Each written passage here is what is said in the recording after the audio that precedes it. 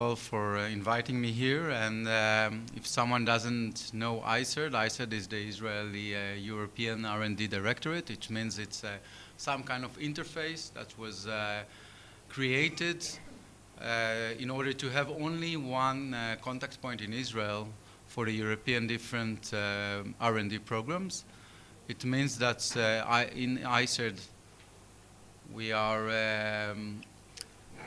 are sitting in almost all the Horizon 2020 committees, and we are also the national contact points. We are trying to disseminate information of all European activities to the research community. So I myself am the director for ICT, which means Information Communication Technologies and Security, which is somehow the two topics that Israel is quite successful in the cooperation with the European entities. But ICERD itself, as I said, is a joint ministries initiative, and our chairman is the chief scientist of the Ministry of Economy, which is now the chairman actually of the Innovation Authority, as we are becoming part of the Innovation Authority of Israel. And our aim is to maximize the benefits of the Israeli participation in different EU programs. We have quite a few goals, and somehow we are trying to disseminate all the relevant information about the different activities and different committees, and to become some kind of an interface between the Israeli government and the European Commission, in order to make sure that Israel can really follow all the demands of the European Commission, but also to make sure that the European Commission is treating us well. We are in a quite special status in a way, as we are an associated country, but until recently also the only associated country which was not located in Europe. This year we have also Tunisia that's just joined, and we hope to have quite a good cooperation with them as well. And Armenia and Georgia and others which are somehow from the east side of Europe. We are a partner or an associated partner for the European research program since 1996, which means the fourth program, one of the first associated countries, and I would explain that it means that we are full participation. It means we are paying quite a lot of money. Actually, Israel is paying around 700 million shekels every year just for the benefit of becoming an associated partner. This is the largest amount that the Ministry of Treasury is paying, and has no control on how it's spent. Which means that they are looking at us all the time to make sure that we are at least trying to bring back some of the money. When we see the Israeli perspective, what are the reasons we want to be an associated partner in the European program? Well, this is the only continent we can really feel belong to, from a cultural point of view, also from a scientific level point of view, and also, but it's actually the only one who's really accepting us for now, and is quite close geographically. So we feel that's part of the globalization process. We have to team up with someone. It's very difficult to do any science without cooperation with the big players. And of course, we look at it from an economic point of view. It means it has a business presence. And Israeli companies, they are really looking at the European market as one of its aims, and doing an innovation project with the European partners. It's a way to go into the European economy, but also to affect the standards, which are actually determined by European, and Israel is quite following the European standards in almost in any area. When you look at the European perspective, why do Europeans want to cooperate with Israel? So I would say that's the high level of research capabilities, but also they look at our innovation system, and they really want to somehow to enhance a successful innovation system in Europe. And Israel is a good example of quite a good system. And we have some good entrepreneurs that are able to move things forward and somehow as a neighboring country, we are able to get this value chain to work. If you look a bit about statistics, so we are not talking about only a few Israeli researchers which are participating. We are talking about quite a lot of. It means if I would have to cope or to deal with every Israeli researcher who wants to submit a proposal, I would spend 26, 27 hours a day to cope with them, because we have thousands of submissions. These numbers you can see are starting in 2014.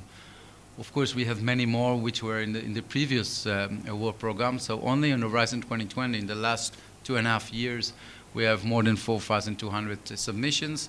Out of them, 600 were funded. This statistic is relevant for the beginning of September. And you can see that we have quite a good cooperation with the industrial partners and with the academic partners, and also with others. When I'm talking about others, it means hospitals, ministries, etc. Those 600 entities are participating in 437 successful proposals, which are funded because some proposals have more than one Israeli entity. And the success rate is more or less similar to the European ones. The European one is more or less 14%. We are 14.1. It's almost the same. We understand our problems, and we understand the fact that Europe is coping now with the problem of low success rate of funding for research proposals, and this actually somehow affects the cooperation between Israel and Europe, because there are always alternatives. The American alternatives are not better, of course, but the alternatives, as we see it, is national funding, and we don't want people to go to national funding. We prefer them to cooperate with European, not because we pay anyway the same amount, and the more we get, the better. Also because we really believe of the knowledge, of the value of the Israeli grants. It means that for now we have paid 327 million euros, and we got back more than 350. But the value of the information is much higher, because it's somehow the Israeli entrepreneurs are able to subcontract some of the research activities they need to do to some others partners, and everybody, it's a win-win game. Everybody can benefit from this. That's why somehow when we are trying to evaluate our participation, we look at the overall value of project with at least one Israeli industrial partners. And for this we can see that we are talking now about almost 850 million euros. And if you only pay 327 million euros, it means a very good ROI. When you look at the support program along the R&D chain, so we have in Israel quite a lot different alternatives for funding. And the European program, in the past, it was more somehow in the center, looking a bit far away from the market, but not taking too much risk. And somehow it seems like the European framework program has widened the options. There are more instruments and more options, and I will talk a bit about those options. And when we are trying to find relevant Israeli entities to participate, we are directing now the different Israeli programs, and we are approaching them. So if you look at the Ministry of Economy, we have quite a lot of tools, but most of them are very close to the market. And we have quite a few basic research options, which are mostly handled by the Ministry of Science or by the Israeli Science Fund. So it really looks like there are quite a lot of alternatives. The European framework work is now handling more or less 5% of the R&D fund available in Europe. It means there is a lot of other money, and we are trying to look at the more of era perspective. It means not only looking on the money which is available in the Horizon 2020, where we are eligible for funding, but also to encourage the cooperation between different Israeli tools to other equivalent tools which are available in Europe. That's why we are participating now as observers in different European programs, which are called joint programming initiatives in different areas. One of them, for instance, is about better lives. The other is about even oceans monitoring and etc. And from this, we are able to make sure that we are not duplicating the efforts, and we are becoming more and more relevant and significant partner in the European agenda. So for what we have started right now is to use Israeli national funding like of Magnet, or the incubators, or the competitive R&D program, which is a program of about 300 million euros a year, to invest money in European programs, and we are doing it quite successfully. One of the example is the Excel program. It's about nanoelectronics, embedded system, and smart system integration. And in this, we are even ranked number 5 in Europe in the cooperation, and we are investing more than 8 million euros per year. Of course, it's a start, but we will start to cooperate with many other European programs, as we can see it somehow the only alternative for us for cooperation in the globalization process. So, if some of you doesn't know the European Framework Program, this is one of the EU main funding instruments for R&D, and it exists already from 1984. As I said, we have joined in 1994, and it has three main roles. One of them is to support the research community. The other one is about supporting the economy, the industry itself, and the third one is to cope with social problems or social challenges that needs to be faced, and they need the public funding for this area. So as we see it, Israel has quite similar social problems. We also have an economy to support, and we also have a research community, more or less in the same level as Europe. And so we are really sharing the same perspective and the same ideas. That's why I think that we are such a natural cooperation partner. And I will quote Robert Jan Smith, which is the general manager of DG Research, last year when in Israel, and he said, we cannot see the framework program without Israel, and I hope he will repeat it when he's coming here on the 10th of January, when we are celebrating 20 years for participation in the framework program. This is more or less the structure of the work program. It has three main pillars. One of them is really high risk, far away from the markets, about excellent science, and our I would say the program that the Israeli universities really prefer is the one of the European Research Council, the ERC, and we are also ranked absolutely number 5 in Europe in the number of researchers who got this this grant. In Israel, it became really a seal of excellence, like the next step to the Nobel Prize. If I will give just an example, I know that we are here hosted by Ben Gurion University, but if you take, for instance, the Weizmann Institute, out of 800 researchers, 80 of them have an ERC grant. It means that Israelis are really pushing to take part as much as possible in this program, but we are quite a good player also in the future emerging technologies, and about Maria Skolstova-Curie, sorry, if there is any Polish here, I hope you will correct me, about which is about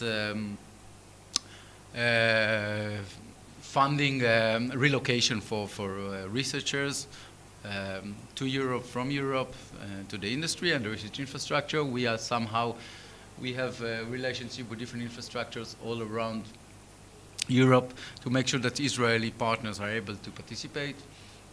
I'm not sure what were you talking before, but for instance in CERN, we are CERN,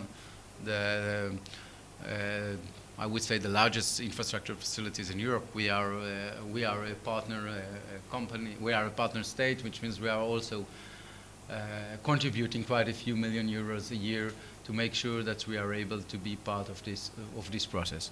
The other pillar is about the industrial leadership. It's about making the core technologies that will be used by the industry, the transfer, the knowledge between from the academy to the industry, in different areas, in the ICT, in the nanomaterials, biotechnology, and space.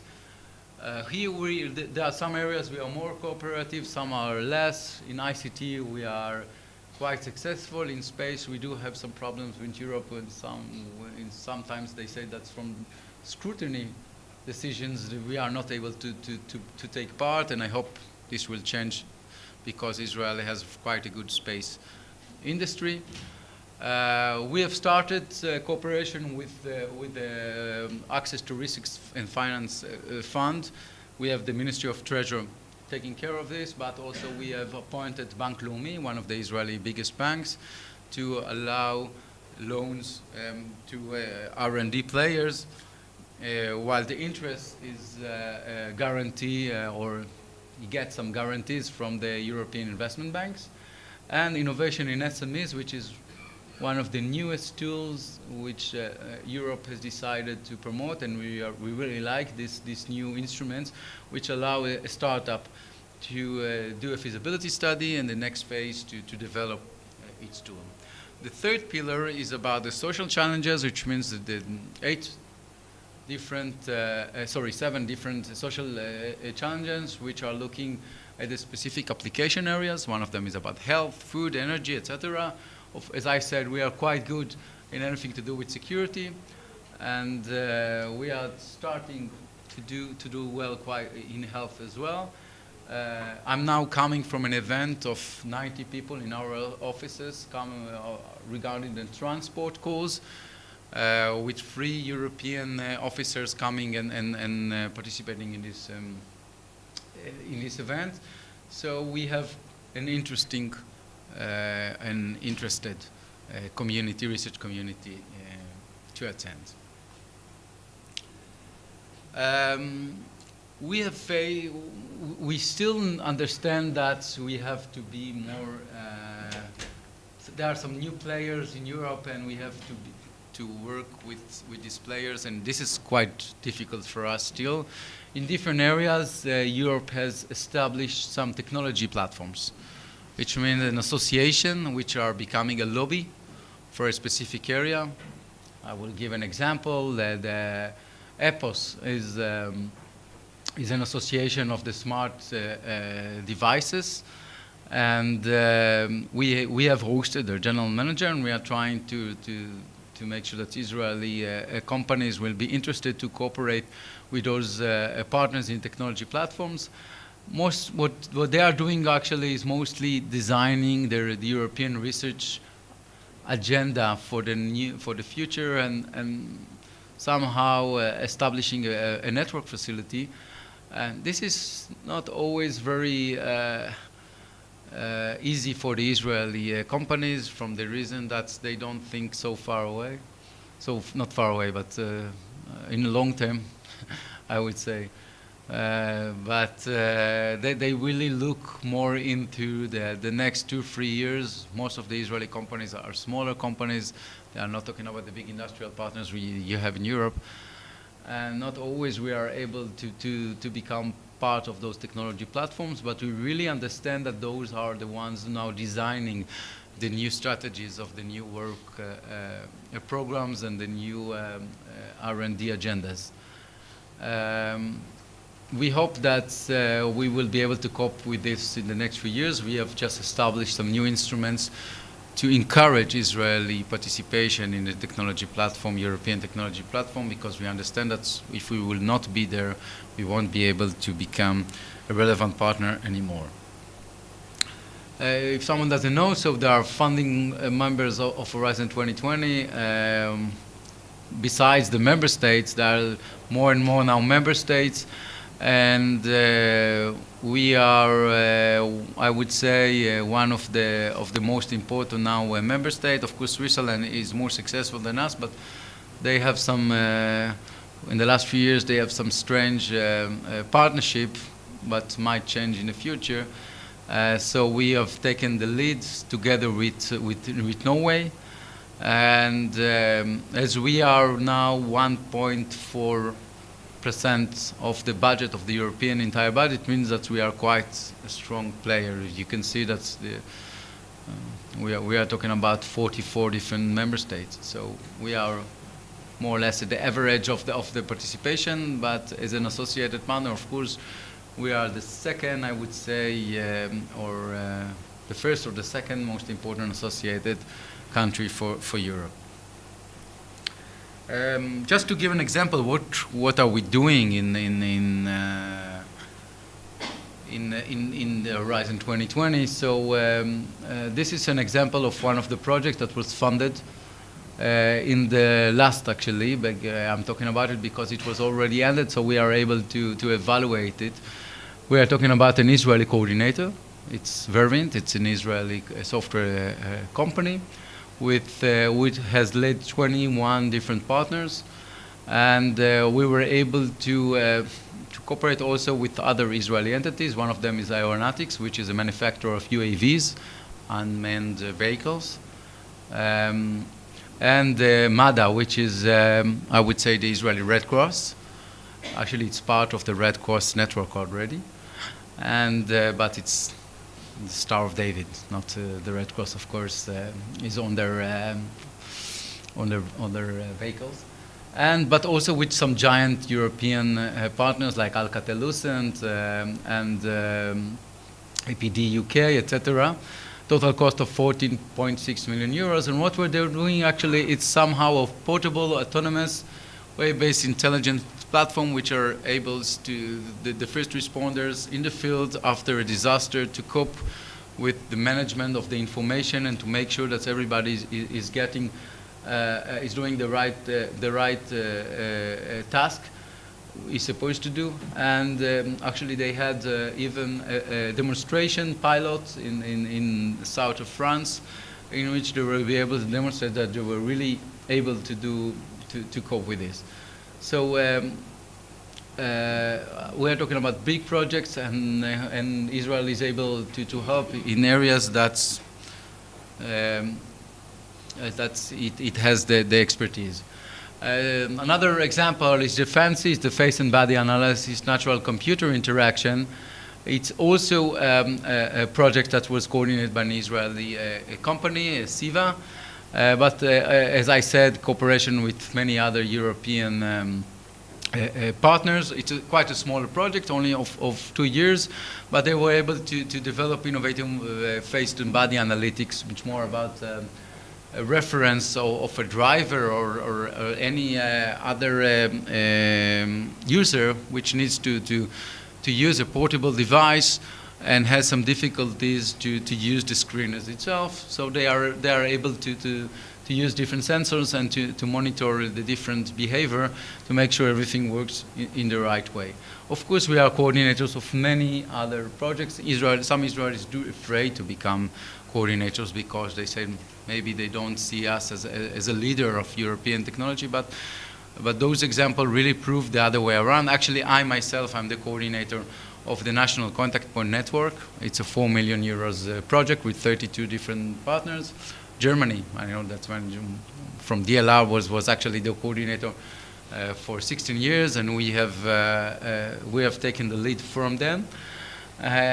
So if we are able to lead the National Contact Point Network for European partners in a specific area, of course, we are able to become a real and significant partner.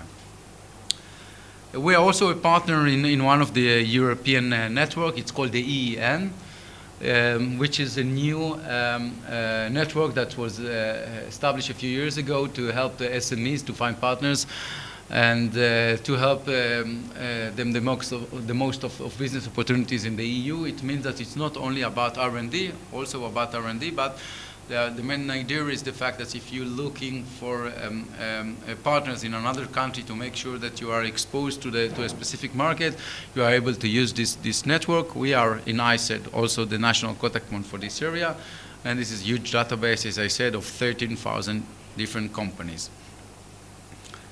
As I said, one of the most significant instruments we are now promoting is the SME instrument. We have hundreds of Israeli startups understanding that they don't have to go to the VC area only. They are able to get some European fund and to make sure that they still keep the IP in their own premises. One of the problems Israeli startups have is the fact that they are getting to a point that they don't have sales, but they're still quite promising, and the VCs are taking more and more another share, or they are bought by American big companies, and we are unable to develop big Israeli companies in different areas. So we really believe in these SME instruments, which are able to give the SMEs some of the funding to cope with the death valley, the same period that they have finished to develop their product, but they didn't implement it in the market itself. And we also have quite good successful stories here. I will just give an example. One of them is Lingua. It's a company which has developed a technology to identify if someone is trying to smuggle any nuclear materials outside of a facility. We have all faced the fact that in Brussels lately there was an attempt to smuggle this kind of materials out of one of the nuclear power station, and this has become more and more important. And European custom itself was really interested in this technology, and that's why it got around 2 million euros just to develop this kind of instruments. We are talking about tens of Israeli companies who received the funding for this. I'm sorry, I have this one in Hebrew. I couldn't find it before.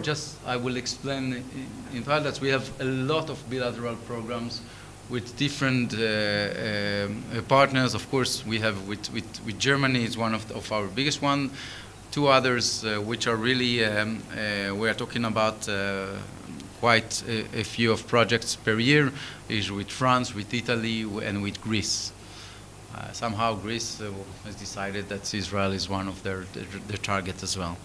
And we are able to give funding based off mutual understanding that both sides want to cooperate. We are also a partner in the Eureka European program, which is cooperation with more than 40 different states. And we are using this in any way that we don't have a bilateral agreements to promote cooperation between Israeli and any other European entities, which is not part of the European Horizon 2020 program, and also the Eurostars, which is more directed, to small, medium enterprise. We are accepting in those cases the European judgment, and based on this, we are giving our own funding based on their decision. We are working a lot for this tool, for instance, with the UK, Denmark, Holland, and others. That's more or less what we are doing. So I hope I was almost on time, 50 minutes. And if you have any questions regarding our participation or regarding ICERD, I will be glad to answer.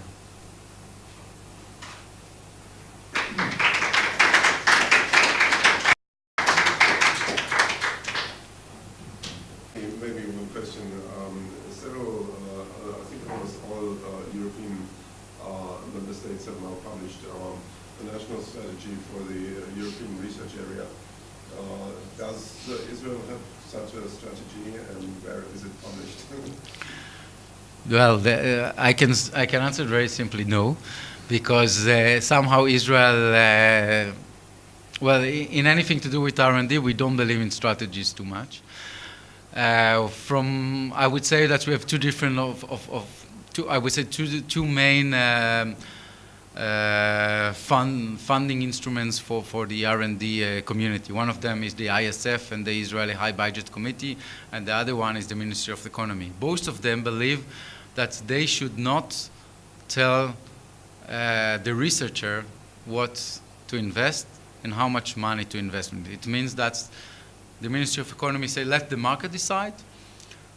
Come with a good idea, we will support you. We just bring the instruments, and you will bring the good idea.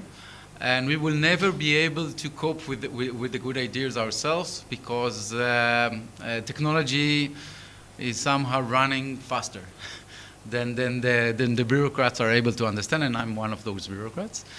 And so far, I think that this perspective was quite successful. But if you look at the Iraq national program, it doesn't include only the different topics. So it also includes about open access and gender equality and the labor market, open labor market, etc. So in some areas, we are really quite advanced. We are now joining, for instance, the Open Access Initiative, the Open Cloud Initiative. We are joining in gender equality. I think we are quite advanced in, if you look at the parameters, in the innovation system. I think we are ranked, according to the Maastricht Innovation Scoreboard, the first or the second. I don't remember. It depends when are they joining it. So we are, if you look at the 6 priorities of the European era, we are quite advanced in many of them. In some areas, we are unable to be very advanced. One of them is about the research infrastructure. We are not so cooperative with the different European infrastructure in many areas because of sometimes because of security reasons. But we are still cooperating in some of them, as I said, our CERN and nanotechnology, etc. We are adapting many of the European standards, so it's quite easy for us to be very cooperative in some of those areas.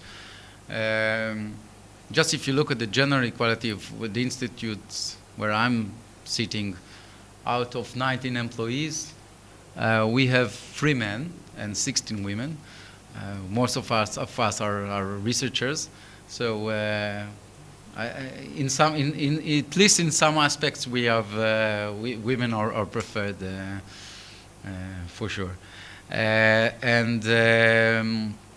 I think that we will not issue a national strategy plan because we are unable to follow some of those demands, like giving priorities, etc., because it's not part of our raison d'être, I would say. Sorry.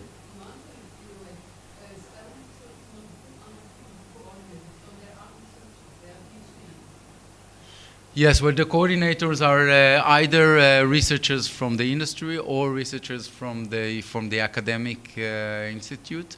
It depends. As I've seen before in the statistic, we have out of the around 300 researchers which are from the universities, and around 240 researchers from the industrial community, and around 70 researchers from other institutes. So they are coming from everywhere. Usually we don't fund less than PhD. So in the Horizon 2020, we fund PhD and above.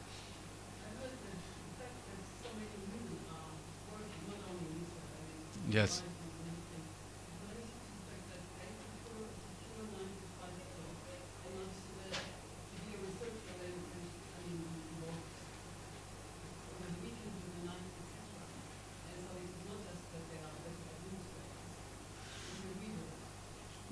That might be true. Actually, this is yes, one of the reasons. But I'm not really the right person to give answers about it. But usually, anything about the gender equality is now handled by the Ministry of Science, and they have a specific, I would say, unit for this, which they are part of actually the European Aeronet, which is specifically about gender equality, and they are investigating those areas. They still claim that the situation in Israel is not very good, but. I just can say from my own personal feeling that every time we are inspecting the statistic, we have more or less the same amount as men of women from researchers. So, but regarding the reasons, you will have to approach the Ministry of Science. They know better. Yes, please.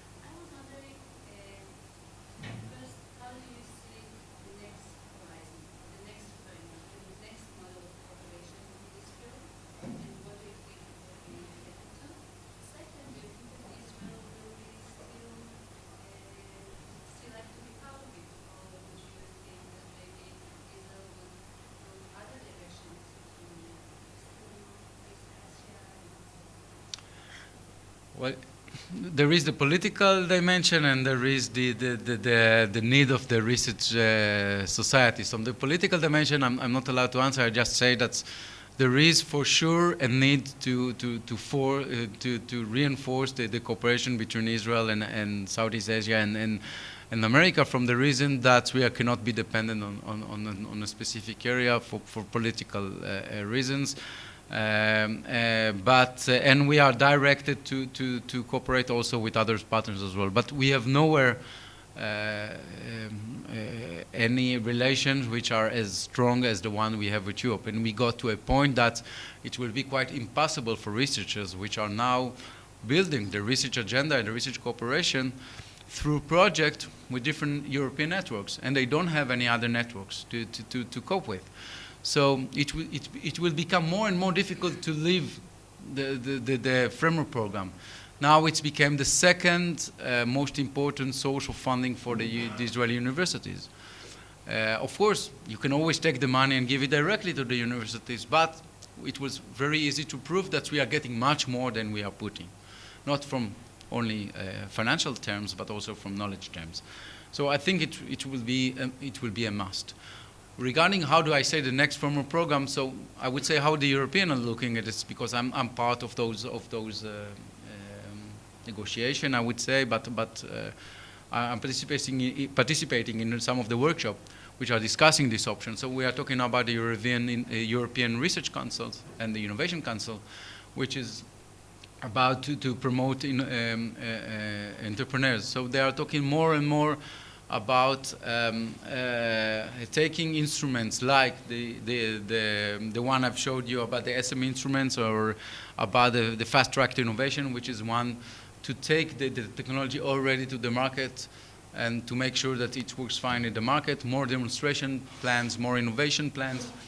And this is actually, it's more relevant for the Israeli industry. If the Israeli partners will be able to be part of the technology platforms, they will be able to use those new instruments in a better way.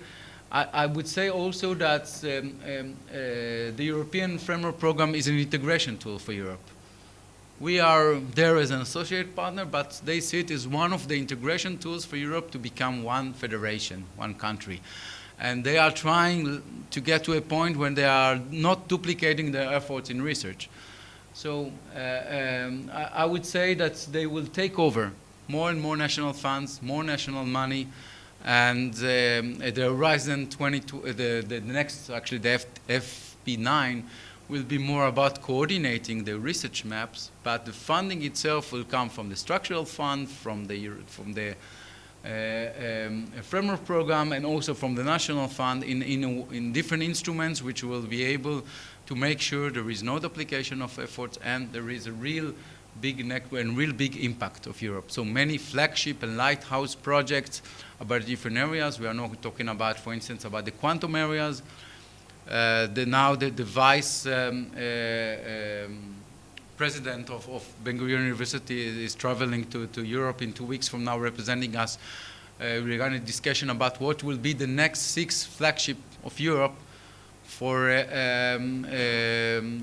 making sure that they will create a real impact in research. So we are not talking anymore about small projects to cope with specific areas, but very huge pilot, very huge demonstration, big impact projects where are defined by, of course, different projects helping them, but going in a very specific direction. And I think Europe is very smart to go with this direction, because many of the projects were lost after a few years. So they didn't got additional funding, and somehow either an American company bought or a Chinese company bought the technology. Eventually it never got to the market. And now when we are doing this Lighthouse project, when they are guaranteed to get funding for 10 years, they are able really to plan ahead and to make sure they will get to the market. Okay. Thank you very much.